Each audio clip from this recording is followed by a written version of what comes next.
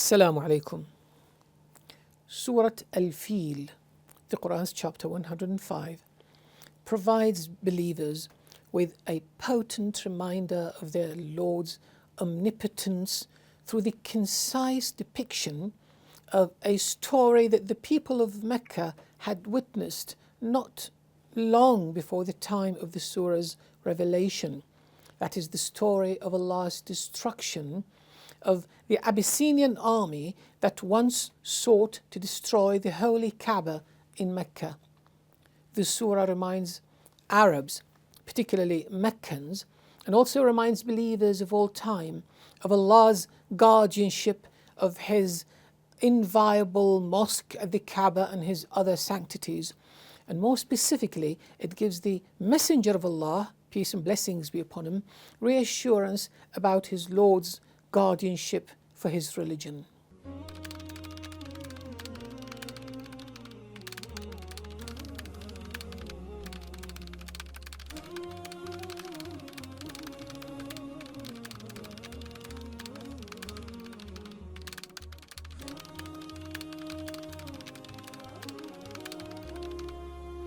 Have you not perceived how your Lord and Master dealt with the horde of the elephant?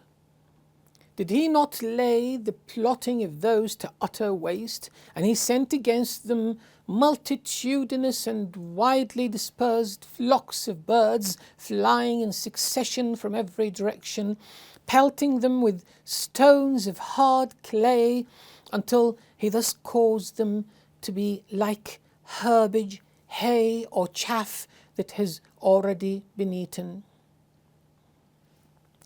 The orange markers of parallel denotation within the text at this level show that the word ababil, which is descriptive of the birds mentioned in the surah, the word ababil means numerous, means successive, one after the other, and means following diverse directions. While as a noun, because it also serves as a noun it is a plural noun that means groups of flocks. Orange markers in the text also show that the word asf, فَجَعَلَهُمْ كَعَصْفٍ مَأْكُولٍ, asf describing unbelievers as asf that has been eaten. The word may mean green herbage, while it also refers to dry grass as well as chaff.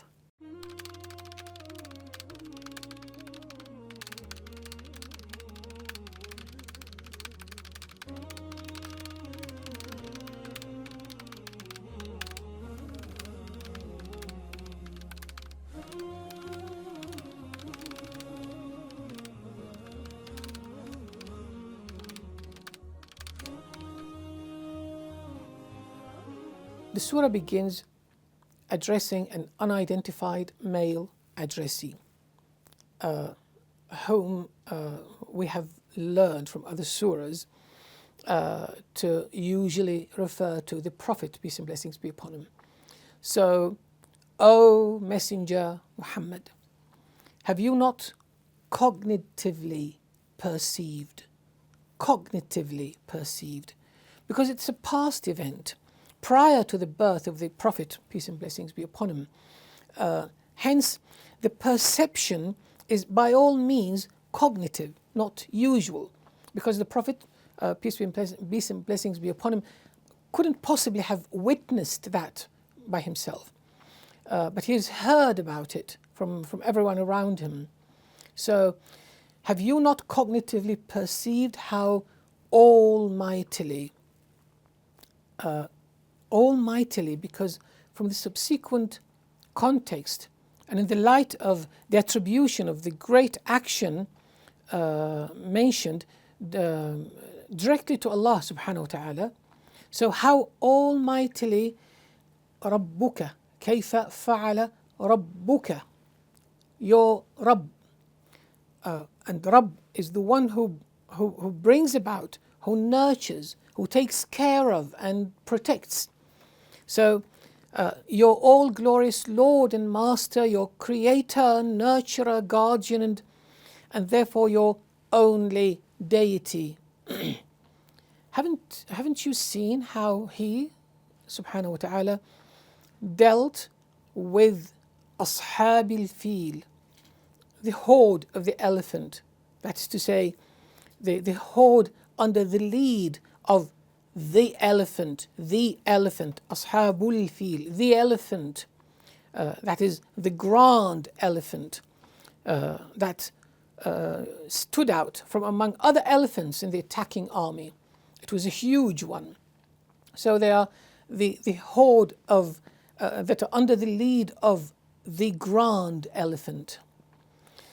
Where does the initial question end? And as a negative question, it naturally indicates a positive reply. Hence, indeed, you have. But why ask then? In this case, such a question would be asked as a starting, to create a strong starting point for an argument. Then to make and elucidate a point through a matter that is agreed upon, and to actively engage the addressee or hearer with the present topic through a common bit of information. What should come next after this initial negative question is expectedly the establishment of the surah's main argument. Have you not seen this? So, in the light of this, there's this and that. Yet, interestingly, instead of stating some main argument, the surah only proceeds with another negative question as to give more elaboration on details of the same matter being initially confirmed through the first negative question. You have indeed perceived what your Lord has done to the horde of the grand elephant. Then did He not lay the evil plotting of those to utter waste? And so He sent specifically against them وَأَرْسَلَ عَلَيْهِمْ طَيْرًا وَأَرْسَلَ عَلَيْهِمْ طَيْرًا. طَيْرًا is the, so أَرْسَلَ is He sent.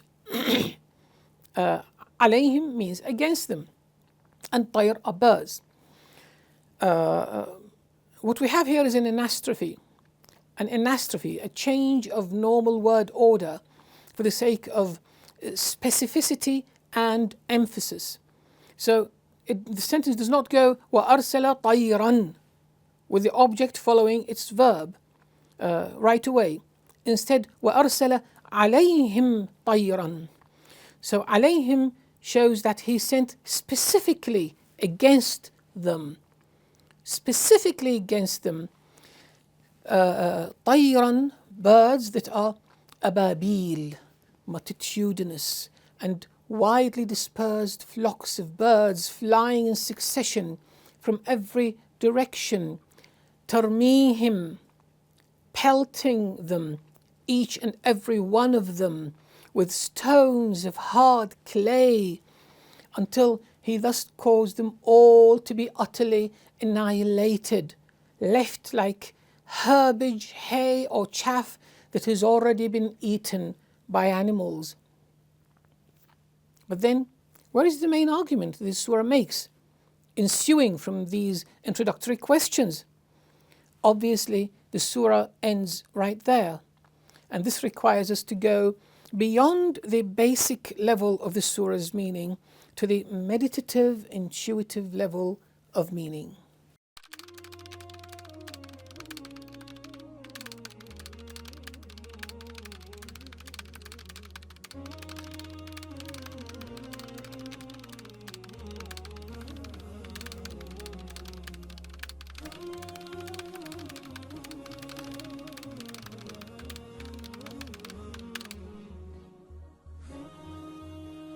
O Messenger Muhammad, never bother yourself with unbelievers' defiance and their endless evil intrigues. for your victory and the great triumph of your religion are guaranteed by your Almighty Lord.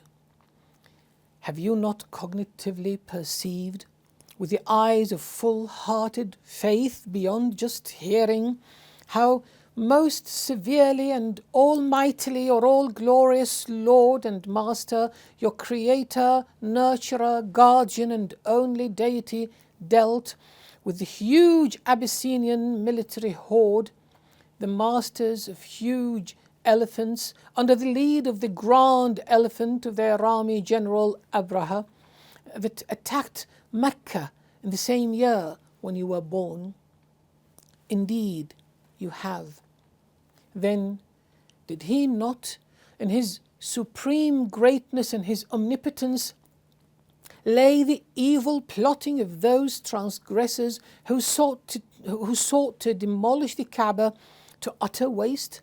And so, as many of your older contemporaries personally witnessed, he sent specifically against them multitudinous and widely dispersed flocks of otherworldly birds, flying in succession, attacking from every direction, pelting each and every one of them far and near with burning stones of hard clay from hellfire, which pierced through the body of each one of them, until he thus caused them all to be utterly annihilated, left like herbage, hay, or chaff that has already been eaten and defecated by animals.